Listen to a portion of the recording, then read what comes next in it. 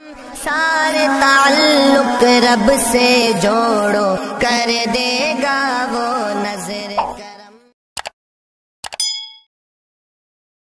اما بعد فاعوذ باللہ من الشیطان الرجیم، بسم اللہ الرحمن الرحیم۔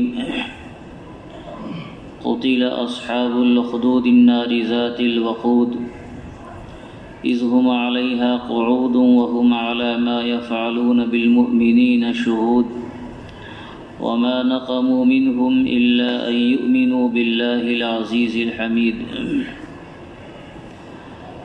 صدق اللہ العظیم۔ اللہ رب العزت نے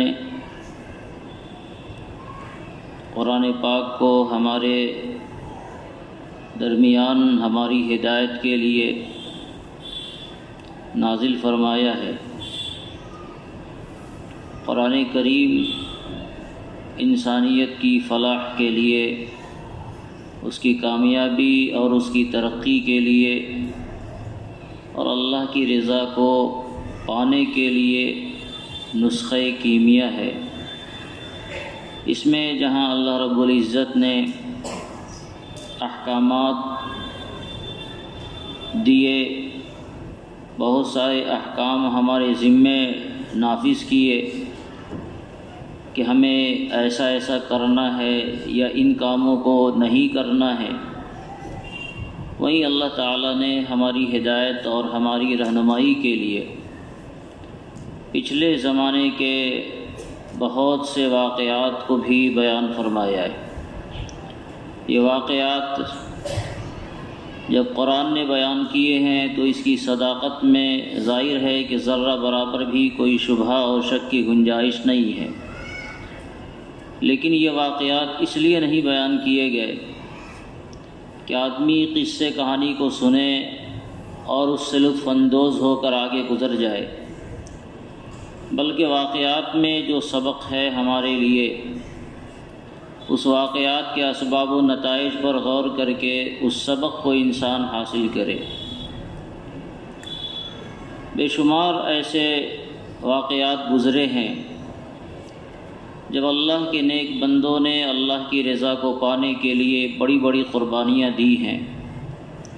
اللہ تعالیٰ نے جو توحید کی امانت ہمارے سینے میں رکھی، جو ایمان کی دولت سے ہمیں نوازا ہے، تو خود قرآن کریم نے کہا کہ ایمان کے بعد آپ کو آزمایا جائے گا، امتحان لیا جائے گا۔ ام حسبتم ان تدخلوا الجنۃ ولما یأتکم مثل الذین خلوا من قبلکم، کیا تم یہ سمجھتے ہو کہ بغیر آزمائش اور امتحان کے جنت میں تمہارا داخلہ ہو جائے گا؟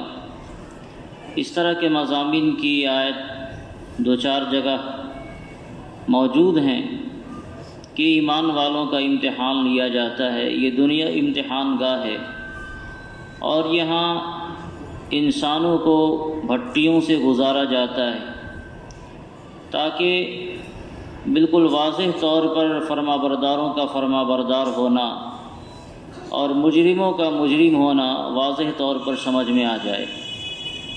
جب نعمتیں ہی نعمتیں ہوں، مشکلات کچھ بھی نہیں ہوں، تو آدمی فرما برداری کے ڈھونگ رچ سکتا ہے، لیکن پریشانیوں میں کوئی آدمی فرما برداری کرے تو اصل فرما برداری یہ سمجھی جاتی ہے۔ اگر آپ کے پاس روپے پیسے ہوں تو ہزاروں دوست بھی مل جائیں گے، اور آپ نے بھی دیکھا ہوگا کہ جب روپے پیسے ختم ہو جائیں تو ایک ایک کر کے سارے دوست ختم ہو جاتے ہیں۔ اس کا مطلب یہ ہے کہ جن لوگوں نے آپ سے دوستی کا وعدہ کیا تھا، دوستی کا ساتھ نبھایا تھا، ان کی دوستی آپ سے نہیں تھی، وہ اپنی دوستی میں سچے نہیں تھے۔ کچھ یہی معاملہ اللہ رب العزت کے ساتھ دوستی کا ہے۔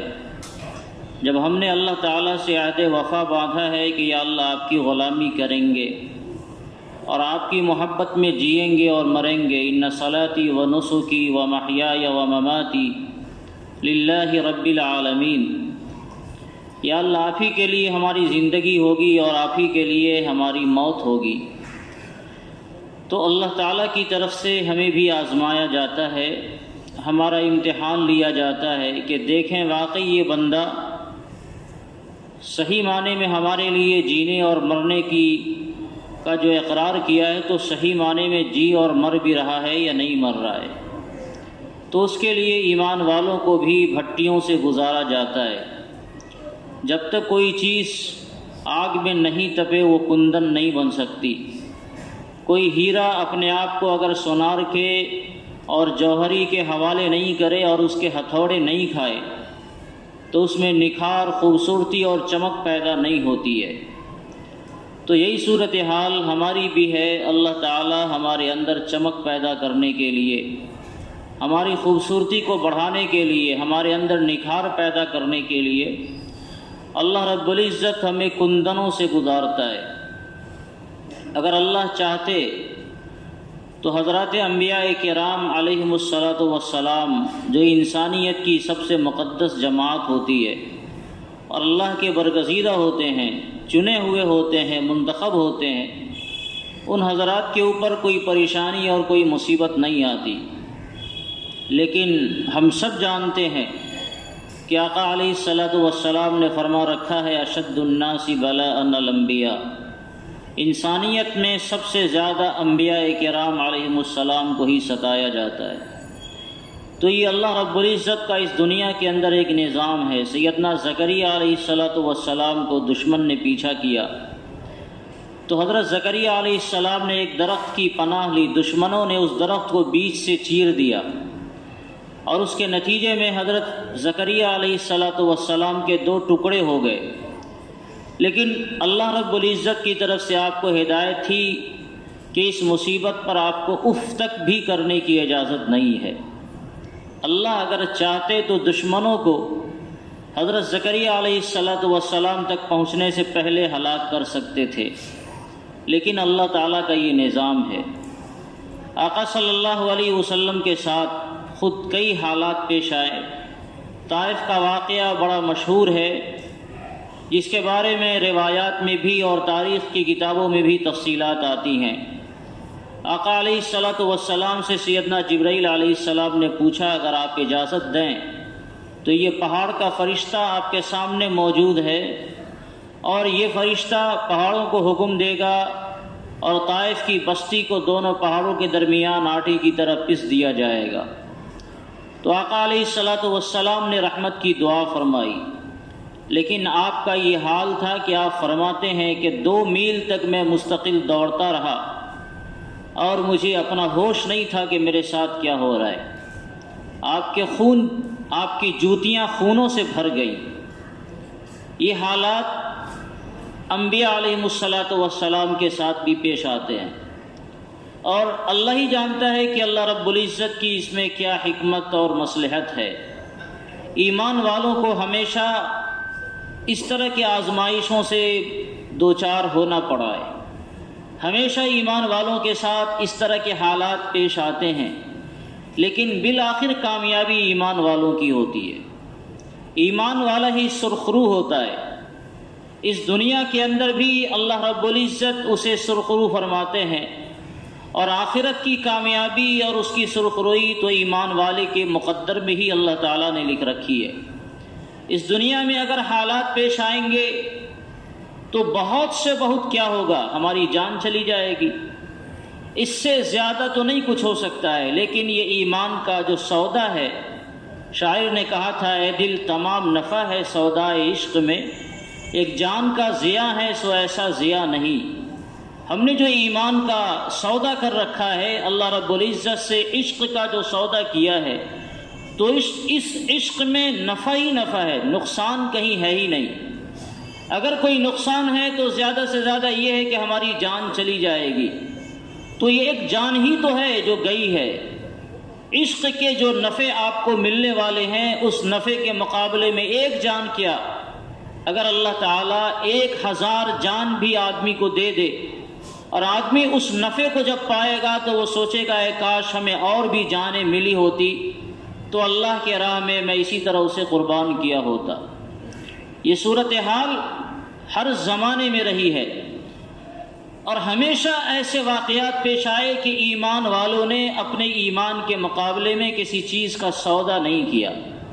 بہت سے ایسے ایمان والوں کے واقعات قرآن پاک کے اندر بھی بیان فرمائے گئے، اور روایات کے اندر بھی اس کی تفصیلات آتی ہیں کہ ان کے ساتھ ان کے ایمان پر جب بنی ہے تو ایمان کا انہوں نے کوئی سودا نہیں کیا۔ ہر چیزوں کا سودا کیا جا سکتا ہے، لیکن یہ دل جب ہم نے اللہ سے بیچ دیا تو اب اس دل کا کوئی سودا نہیں کیا جا سکتا ہے۔ قرآن کریم کی ان آیات میں سورہ بروج کی یہ آیتیں ہیں، اس کے اندر بھی ایک بڑا عجیب واقعہ بیان کیا گیا۔ اس واقعے میں جہاں ہمیں بڑی تسلی ہے آج کے ماحول کے اعتبار سے کہ ایمان والے کو ہمیشہ اللہ رب العزت کی رضا کے سامنے سر بسجود ہو کر رہنا چاہیے، وہیں دنیا والوں کے لیے بھی بڑا سخت پیغام ہے کہ جو لوگ ایمان والے کو ستاتے ہیں اس کا انجام اچھا نہیں ہوتا ہے۔ ایمان والے یہ اللہ کے محبوب ہیں، اور اللہ کے دوست کو اگر کوئی ستائے گا تو اللہ تبارک و تعالیٰ کی طرف سے جب انتقام کی لاٹھی اٹھتی ہے تو پھر ایسے لوگوں پر اتنی تیزی سے برستی ہے کہ بچنا محال اور مشکل ہو جاتا ہے۔ ایسے ہی ایک واقعے کو قرآن کریم نے بیان کیا، اور یہ قصہ کہانی کے لیے بیان نہیں کیا گیا، بلکہ یہ ہمارے لیے بھی نصیحتوں کا سامان ہے اور ظالموں کے لیے بھی عبرت کا اس میں سامان ہے کہ ایمان والا اپنے ایمان کی حفاظت کرتا رہے، چاہے اس کی جان کیوں نہ چلی جائے۔ اگر جان جاتی ہے یہ کوئی بڑا نقصان نہیں ہے، اللہ رب العزت اس کے نتیجے میں اتنا زیادہ انہیں انعام و اکرام سے نوازیں گے، اور اتنا زیادہ اللہ کی طرف سے انہیں نوازا جائے گا کہ آدمی سوچ نہیں سکتا ہے، اس کے تصور سے وہ باہر کی چیز ہوگی کتنا اللہ تعالیٰ اسے نوازیں گے۔ ایک بندہ تھا، حضور علیہ السلام کی پیدائش سے تقریباً 70 سال پہلے کا یہ واقعہ ہے، جس کو قرآن کریم نے بیان کیا ہے۔ ملک یمن کا ایک بادشاہ تھا، اس بادشاہ کے پاس ایک بندہ رہا کرتا تھا جو کاہن تھا۔ پہلے کے زمانے میں علم کہانت چلا کرتی تھی، اب بھی کچھ جوگی لوگ کرتے ہیں جو ستاروں کو دیکھ کر آپ کو کچھ باتیں بتائیں گے، کچھ باتیں اس میں صحیح ہو جاتی ہیں، کچھ باتیں اس میں غلط ہو جاتی ہیں۔ ستاروں کی چال کو دیکھ کر وہ بتائیں گے کہ کل فلاں ہونے والا ہے، آپ کے ساتھ فلاں حادثات پیش آئیں گے، آپ کو فلاں نفع ملے گا، اور شیاطین کی اس میں مدد ہوتی ہے۔ ایک زمانے میں حضور علیہ السلام کی تشریف آوری سے پہلے سورہ جن نے اس کو بیان کیا ہے کہ شیطانوں اور جناتوں کی رسائی آسمان پر ہوتی تھی، اور حضرات ملائکہ کی جو آپس میں گفتگو ہوتی یہ جن انہیں سن لیا کرتے، اور آ کر اس طرح کے کاہنوں کو، نجومیوں کو بتا دیا کرتے کہ ایسا ہونے والا ہے، فلاں جگہ بارش ہونے والی ہے، فلاں جگہ کوئی مصیبت آنے والی ہے، فلاں کے یہاں بچہ پیدا ہونے والا ہے۔ فرشتوں کے درمیان اس کا تذکرہ چل رہا تھا، اور ظاہر ہے کہ جب فرشتوں کے درمیان یہ تذکرہ چلے گا تو وہ تذکرہ کوئی غلط تو نہیں ہوگا۔ تو اب یہ نجومی کو بتا دیتے، اور نجومی اس میں 1 کا 2 4 10 لگا کر وہ لوگوں کو بتاتا، اس میں 10 باتوں میں 2-3 باتیں صحیح ہوتی اور باقی باتیں غلط ہوتی، تو دنیا سمجھتی تھی کہ اس بندے کو علم غیب آتا ہے۔ کچھ نہ کچھ اس میں سچائی ہوتی تھی، لیکن زیادہ اس میں جھوٹ کہی کی آمیزش ہوتی تھی۔ تو یہ کاہن جب مرنے لگا، اس نے اس بادشاہ سے یہ کہا کہ آپ ہمیں کوئی ایسا بچہ دیں جس کو میں اپنا یہ علم سکھا دوں، کیونکہ میرے بعد یہ علم چلا جائے گا تو آپ کو بھی دقت ہوگی۔ اس زمانے میں علم کہانت وغیرہ کا بڑی اہمیت تھی، اور لوگ اسے بڑی اہمیت دیتے تھے۔ جب کوئی کام کرنا ہو تو ایسے لوگوں کے پاس جاتے تھے کہ ہم فلاں کام کرنے والے ہیں، ہمارا یہ کام کرنا صحیح ہے یا صحیح نہیں، آپ ہمیں بتائیں۔ تو ایسے لوگوں کی طرف سے اگر انہیں اجازت ملتی تو یہ کام کرتا، اجازت نہیں ملتی وہ کام نہیں کرتے۔ تو بادشاہ نے ایک ذہین بچہ عبداللہ ابن تعمیر کو ان کے حوالے کیا کہ اس بچے کو یہ علم سکھایا جائے۔ اب اس بچے کا کام روزانہ یہ تھا کہ وہ جاتا تھا کاہن کے پاس، اور وہ علم سیکھنا یہ اس کا روزانے کا مشغلہ ہوتا تھا۔ اتفاق سے ایک مرتبہ راستے میں جا رہا تھا، ایک راہب کا گھر اسے ملا۔ راہب اس زمانے میں مسلمان عالم کو کہہ سکتے ہیں، مسلمان عالم کا ایک گھر ملا۔ حضرت عیسیٰ علیہ السلام کا دین اس زمانے میں رائج تھا، اور وہ راہب عیسائی تھا، برحق دین کے اوپر تھا، سچا پکا مسلمان تھا، عبادت گزار تھا۔ جب یہ بندہ عبداللہ ابن تعمیر نوجوان اس کے پاس سے گزرا، اس کی باتوں کو سنا تو وہ متاثر ہوا اور مسلمان ہو گیا۔ اب اس کے پاس 2 بڑے مشکلات سامنے آئے۔ ایک تو اپنے ایمان کو بھی سیکھنا ہے، اور دوسرے بادشاہ کی طرف سے جو ذمہ داری اس کو ملی ہوئی ہے اس ذمہ داری کو بھی ادا کرنا ہے، علم نجوم کو بھی سیکھنا ہے، اور دین اسلام کی معلومات بھی اسے حاصل کرنی ہے، اور یہ دونوں کام اسے کرنا ہے، الگ سے اسے کوئی وقت نہیں ملنے والا، اور دین اسلام کو چھپ کر سیکھنا ہے، اس کے لیے کوئی الگ سے وقت نہیں ملنے والا۔ لہذا اس نے یہ پلاننگ کی کہ روزانہ گھر سے سویرے نکلتا اور تھوڑا سا وقت اس راہب کے پاس دے کر یہاں سے پھر کچھ سیکھ کر آگے بڑھ جاتا، کاہن کے پاس چلا جاتا، وہاں جاتا اسے تاخیر ہو جاتی، اب اس کاہن کی طرف سے اسے ڈانٹ پڑتی کہ تم روزانہ تاخیر سے آ رہے ہو، وہاں سے وہ چھوٹتا تو پھر تھوڑی دیر کے لیے راہب کے پاس بیٹھ کر دین اسلام کی بات سیکھتا اور پھر یہاں سے گھر تاخیر سے پہنچتا، تو گھر پہ بھی اسے ڈانٹ سننی پڑتی۔ اس طرح یہ بندہ دین اسلام کو سیکھنے کے لیے روزانہ بلا ناغہ گویا ڈانٹ کی مصیبت برداشت کرتا رہا۔ ایک طرف گھر والوں کی ڈانٹ بھی سننی پڑ رہی ہے، دوسری طرف کاہن کی بھی ڈانٹ سننی پڑ رہی ہے، لیکن کسی کو یہ خبر نہیں کہ یہ بندہ اس بیچ میں کیا کر رہا ہے۔ واقعہ دن رات گزرتے گئے، ایک دن ایسا ہوا کہ یہ جب جا رہا تھا تو راستے میں ایک شیر بیٹھا ہوا تھا، اور اس شیر کی وجہ سے راستہ رکا ہوا تھا، ادھر کے لوگ ادھر پھنسے ہوئے تھے، ادھر کے لوگ ادھر پھنسے ہوئے تھے، کسی کو یہ ہمت نہیں تھی کہ وہ کوئی آگے بڑھتا یا شیر کو بھگاتا۔ یہ بچہ آگے بڑھا اور ہاتھ میں اس نے ایک چھوٹی سی کنکری لیا اور اللہ سے دعا کی، یا اللہ اگر راہب کا دین سچا ہے تو ہمارے اس پتھر سے اس شیر کو آپ مار دیں، اور اگر کاہن کا دین سچا ہے تو پھر یہ شیر نہ مرے۔ گویا اس نے ایک طے کر لیا اپنے دل کے اندر کہ ان دونوں میں دین سچا کس کا، ایک امتحان ہو جائے، اور اس امتحان کے لیے اس نے یہ ایک نیا طریقہ اپنایا، اور پھر پتھر کو مارا اس کے شیر کے اوپر۔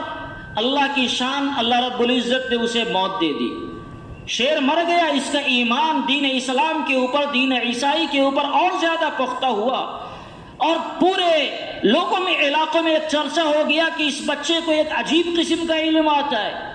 جس شیر نے سارے لوگوں کا راستہ روک رکھا تھا، اس نے ایک چھوٹی سی کنکری سے اس شیر کا کام تمام کر دیا، کچھ پڑھا، پھونکا اور مارا اور مر گیا۔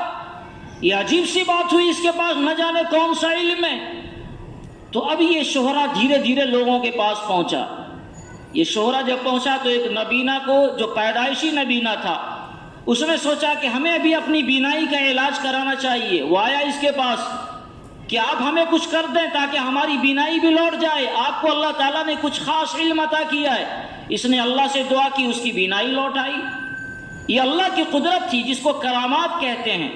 ایسے واقعات جو خلاف عادت ہوں، حضرت انبیاء کرام علیہ الصلوۃ والسلام کے ہاتھوں اگر اس کا ظہور ہوتا ہے تو اس کو معجزہ کہا جاتا ہے۔ جیسے بے شمار واقعات سرکار مدینہ صلی اللہ علیہ وسلم کے دست اقدس سے ظاہر ہوا، اور بھی دیگر انبیاء کرام علیہ السلام کو اللہ تعالیٰ نے اپنے زمانے میں معجزات سے نوازا تھا۔ اور انبیاء کے علاوہ اگر اس طرح کی خلاف واقعہ چیزیں، خلاف عادت چیزیں اگر ظاہر ہوں تو اس کو کرامت کہا جاتا ہے۔ اس میں نبی کا یا ولی کا کوئی دخل نہیں ہوتا ہے، وہ سب اللہ رب العزت کا ایک فعل ہوتا ہے، اللہ رب العزت کا ارادہ ہوتا ہے جو اس نبی کے ہاتھوں یا اس ولی کے ہاتھوں اللہ تعالیٰ ظاہر فرما دیتے ہیں۔ اب بظاہر ایک چھوٹی سی کنکری سے ایک شیر کو مار دینا، یہ خلاف واقعہ اور خلاف عادت ایک ایسا عمل تھا جو عام آدمی کرے گا تو نہیں ہوگا۔ اللہ تعالیٰ نے اس بچے سے اس کو ظاہر فرما دیا۔ ایک نابینا آدمی، اس کو اللہ تعالیٰ نے اس کے ہاتھ سے شفا دے دی۔ اب اس واقعے کا پورے ملک میں چرچا ہونے لگا، بادشاہ تک یہ اطلاع پہنچی تو بادشاہ نے اس بچے کو گرفتار کیا۔ پتہ چلا کہ تم کون سا علم ایسا جان رہے، اس نے راہب کا نام بتایا، راہب کو بھی گرفتار کیا۔ اس اندھے بندے کو بھی لے آیا، اندھا بھی مسلمان ہو گیا تھا یہ اس واقعے سے متاثر ہو کر، تو اندھے کو اور راہب کو بادشاہ نے قتل کر دیا۔ اور اس بچے کو قتل کرنے کے لیے بادشاہ نے یہ کہا کہ اس بچے کو سخت سزا دی جائے، پہاڑ کے اوپر لے جاؤ اور پہاڑ سے وہاں سے نیچے پھینک دو، تاکہ دنیا عبرتناک سزا دیکھ کر متاثر ہو اور کوئی آدمی دوسرا دین عیسائی کو قبول نہ کرے۔ جو لوگ اس کو لے کر پہاڑ سے پھینکنے گئے تھے سب گر کر مر گئے، اور یہ بچہ صحیح سالم واپس آ گیا۔ بڑا عجیب معاملہ ہوا اس کے ساتھ، اور یہ بچہ پھر بادشاہ کے پاس آ گیا۔ بادشاہ نے دیکھا یہ بچ گیا، پھر کچھ فوجوں کو بھیجا کہ اس کو سمندر میں لے جا کر پھینک دو۔ جو لوگ سمندر میں لے گئے اور پھینکنے چل لگے تو سمندر میں جتنے لوگ گئے تھے سب ڈوب گئے اور یہ بچہ پھر زندہ سلامت چلا آیا.